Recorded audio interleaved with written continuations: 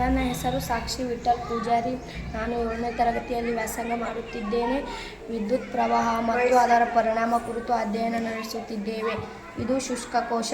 ಶುಷ್ಕ ಕೋಶ ಎಂದರೆ ರಾಸಾಯನಿಕ ಶಕ್ತಿಯನ್ನು ವಿದ್ಯುತ್ ಶಕ್ತಿಯಾಗಿ ಪರಿವರ್ತಿಸುವ ಸಾಧನವಾಗಿದೆ. ಶುಷ್ಕ ಕೋಶದ ಡಬ್ಬಿಯ ಮಧ್ಯದಲ್ಲಿ ಗ್ರಾಫೈಟ್ ದಂಡವಿರುತ್ತದೆ.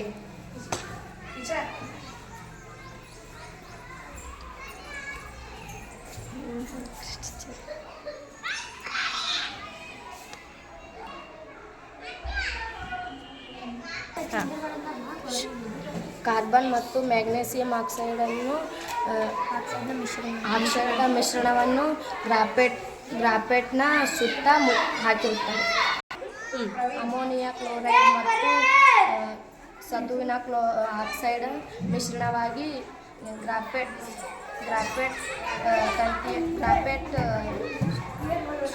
ಸುತ್ತ ಮುಚ್ಚಿರುತ್ತದೆ. ಗ್ರಾಫೈಟ್ ದಂಡೆಯ ಮೇಲ್ತುದಿಗೆ ಹಿತ್ತಾಳೆಯ ಟೋಪಿಗಳನ್ನು ಹಾಕಿರುತ್ತಾರೆ.